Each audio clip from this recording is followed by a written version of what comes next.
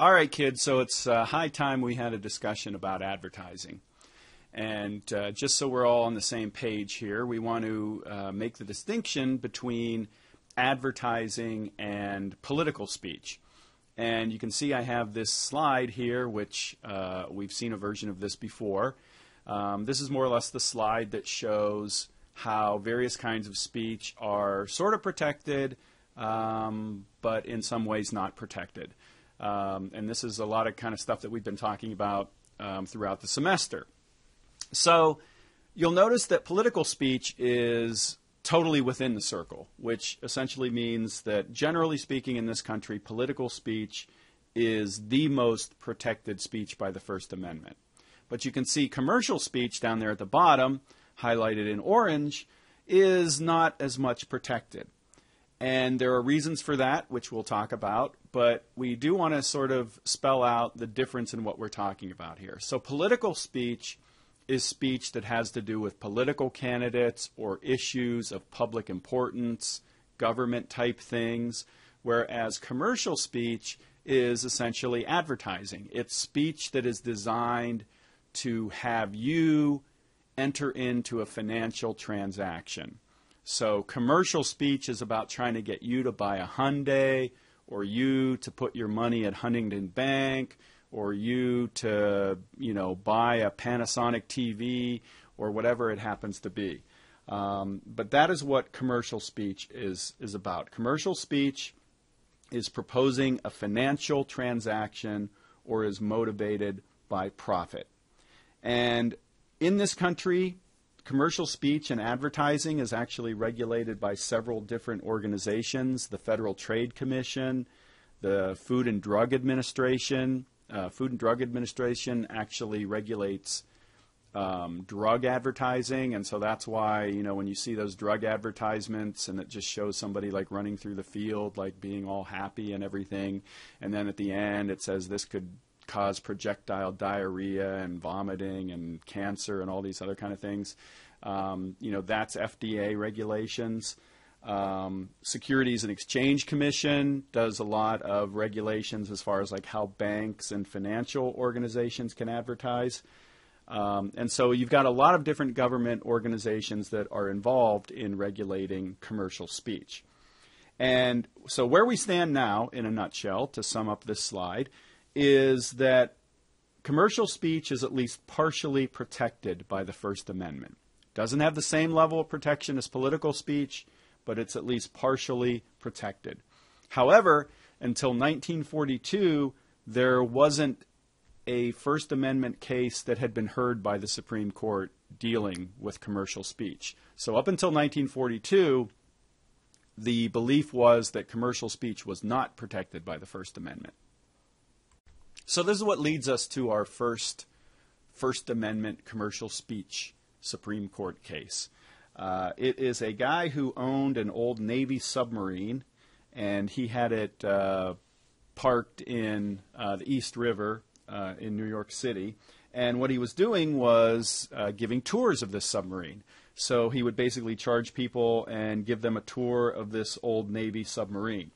And the way that he advertised this was he was distributing handbills. So basically just little sheets of paper, saying, hey, come see this submarine, do a tour. And we have a copy of the front and back of the handbill that he was passing out. He was prosecuted under the city's sanitary code, which prohibited handbills for commercial purposes.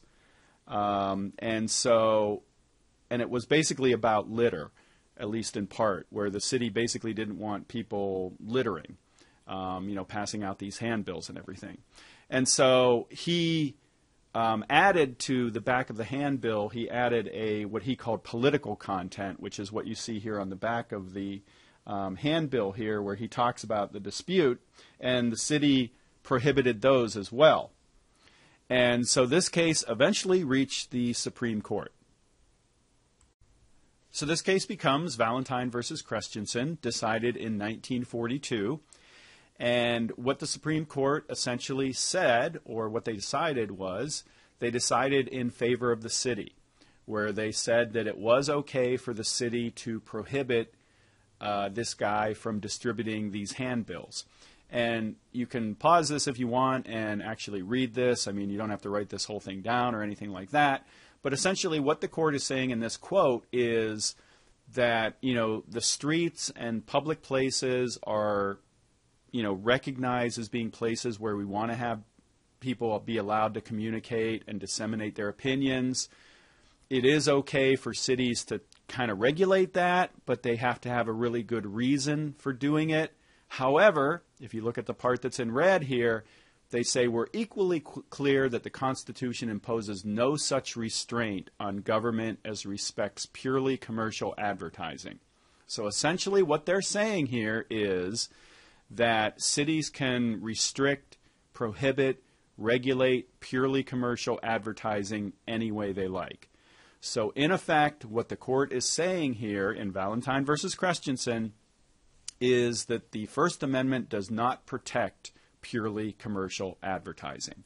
So in 1942, we more or less get a confirmation of sort of what was thought all along, this idea that the First Amendment really doesn't protect purely commercial advertising, which means that government entities can regulate it, they can restrict it if they want to. Hey, do you remember New York Times versus Sullivan? I hope you do. You might recall that this actually involved an editorial advertisement, because remember the whole thing that all of this was based on was this advertisement that appeared in the New York Times. And we talked about New York Times versus Sullivan because of how important it was in establishing the actual malice standard. But also what New York Times versus Sullivan did was it basically recognized editorial advertising as a legitimate form of protected speech. Because again, even though, this is an editorial advertisement, it is still an advertisement. And so New York Times versus Sullivan was also important because it, did say that an editorial advertisement like this is protected by the First Amendment. However, the court did still make a distinction between editorial advertising and purely commercial advertising. So essentially what we have in New York Times versus Sullivan is now the court is saying, well, hey, if it's an editorial advertisement that is basically an advertisement placed to talk about an issue of public importance, it is protected by the First Amendment. However, we're still not ready to say that something that is purely commercial is protected by the First Amendment.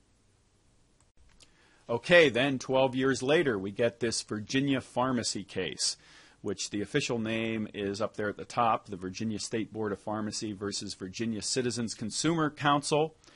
And I won't go into the details of this case very much. The details are in the book. But what's important about the Virginia Pharmacy case is that the Supreme Court establishes for the first time what they call commercial speech doctrine.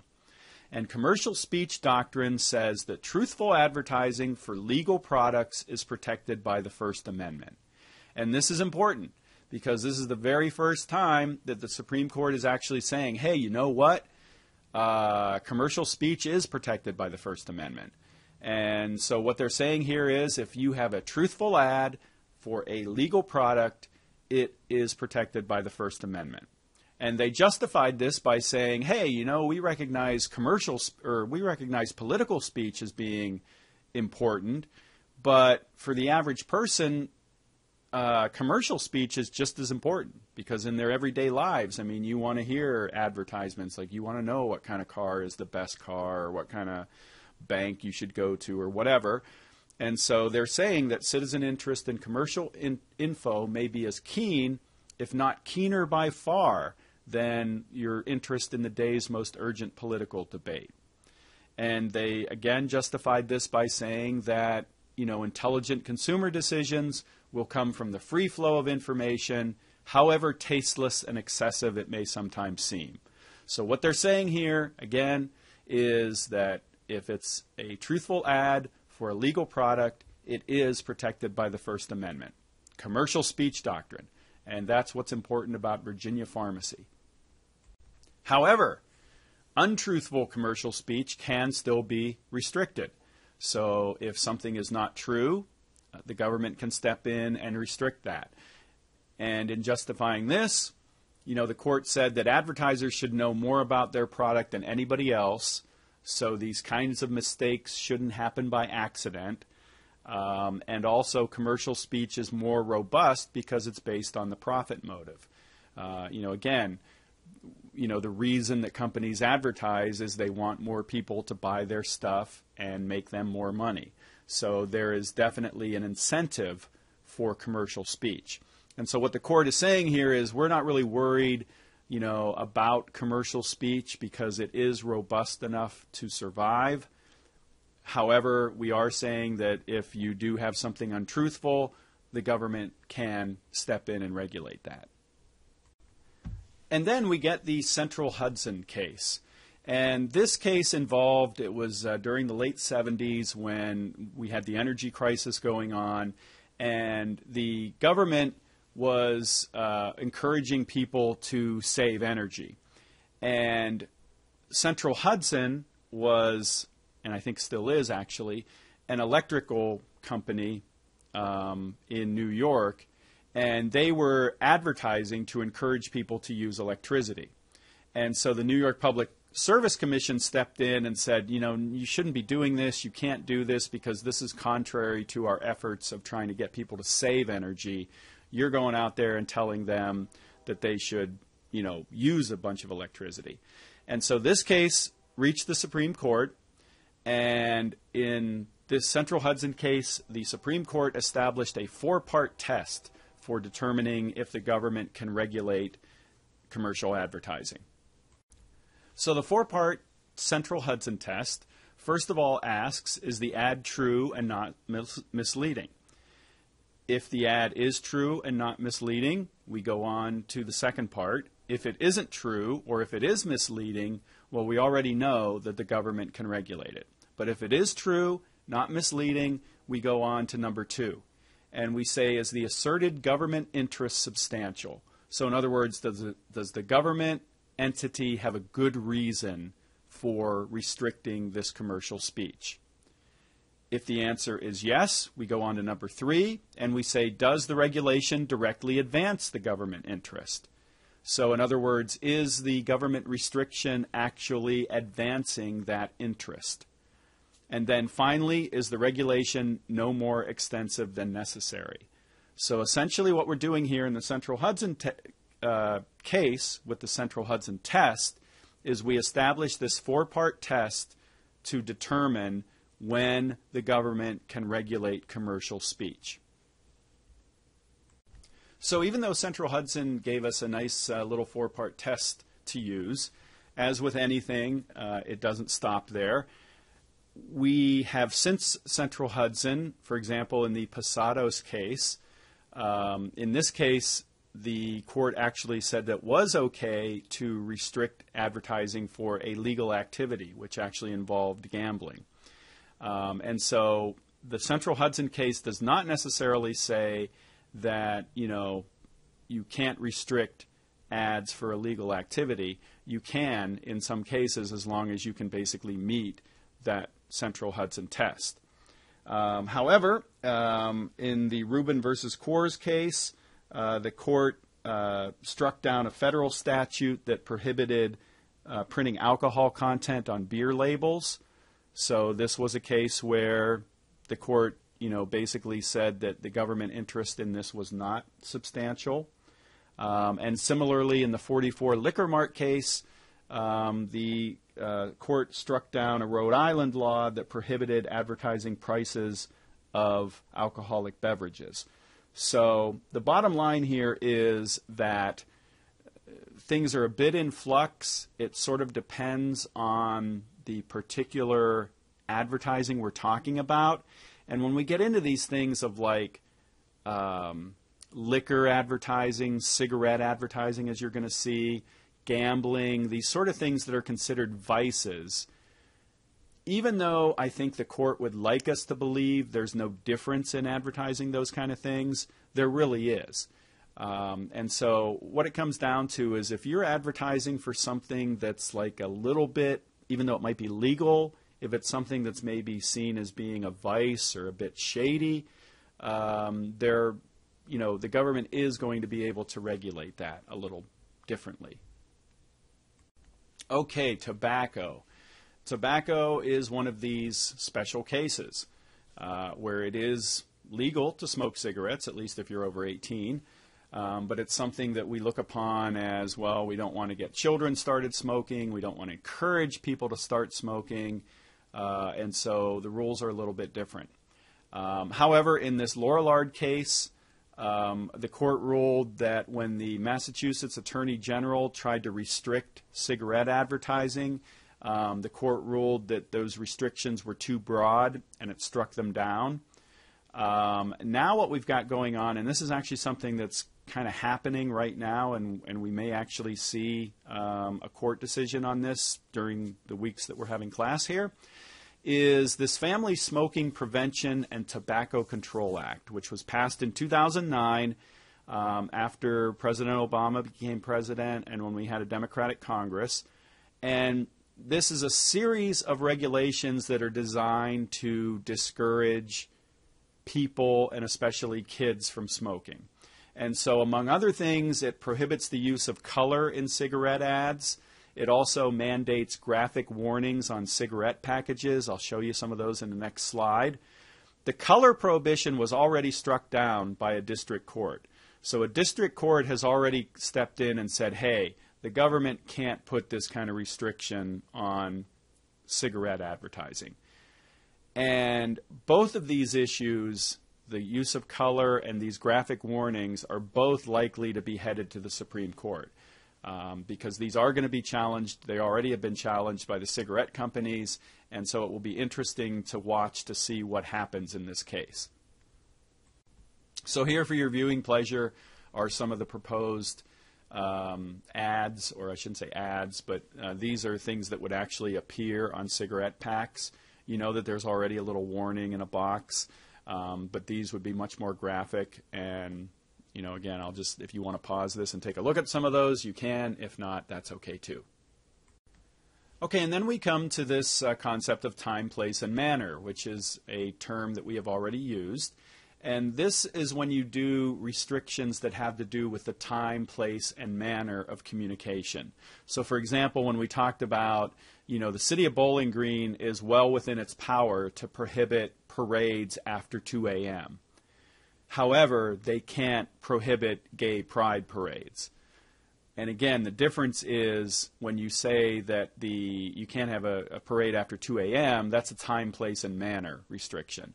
We're basically just saying that you can't do this at a certain time, in a certain place, or in a certain manner. We're not talking about the content at all. We're basically just saying you can't have a parade at 2 a.m. So with advertising, it's the same sort of thing.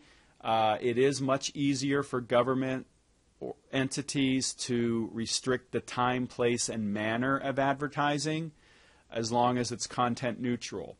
So, for example, the size of billboards. You know, a city can regulate how big a billboard can be. You know, so they could say, you know, that you can't put up a 300 by 300 foot billboard because that's not about content. It's basically about time, place, and manner, where maybe the city is saying, well, we don't want these gigantic monstrosity things all over the city blocking the view, blah, blah, blah, blah. So they're not about content. They're about time, place, and manner. Similarly, there are time limits on advertising for children's television. So if you have a children's television show, you're only allowed to have a certain amount of time within that show that is devoted to advertising. And once again, that's a time, place, and manner restriction. Okay, and then finally, just addressing deceptive advertising. So what do we do if there is an ad that is maybe not out and out a lie, but is deceptive? Well, these sorts of things are handled by the Federal Trade Commission, or FTC. And generally speaking, the guidelines they use are, they say that an ad is considered deceptive if it is likely to deceive a reasonable consumer in a way significant enough to influence purchasing decisions. So it's three parts. We have to first of all say, well, is this actually likely to deceive? If it is, we actually say, well, is it likely to deceive a reasonable consumer? And so what we mean there is that it isn't that it's likely to deceive maybe the stupidest person, but it's likely to deceive the average person. And then finally, is it deceptive in a way that would actually influence your purchasing decision? So, if, for example, if a company basically does an ad and they say that their building is made of brick, their headquarters is made of brick, when really it's, made of wood, yeah, that's deceptive, but that actually wouldn't influence your purchasing decision. So, it has to be a claim made about the product itself or the service itself that would influence your purchasing decision. So these get into what we call material claims. And material claims are, these sort of things that influence your purchasing decision. So, for example, if I say that this air conditioner will cool your home on hot and humid days, or if I say that this aspirin will cure your headache, those are material claims. And those would influence you to buy a product. And if they're untrue, well, again, this is where the Federal Trade Commission can step in and regulate those. So puffery. Puffery is an interesting thing. Puffery is not improper. Puffery are these sorts of things where it's basically just saying something subjective. For example, if I say that this Cadillac is the sexiest car on the road, well, that's sort of a subjective thing. It's not actually, implying something factual. If I say this aspirin works wonders, well, that's not really asserting anything that's provable. So it kind of comes back to this whole thing when we talked about libel and opinion. Puffery is almost like opinion. Puffery is something that doesn't assert a material claim. It's more just feel-good stuff. It's like opinion. So again, the difference is if I say this Cadillac is the sexiest car on the road, that's puffery, that's okay. But if I say this Cadillac has 310 horsepower and it really only has 250 horsepower, well, that's not puffery because that's a material claim. And so the FTC could step in and regulate that. So that's where we stand on advertising.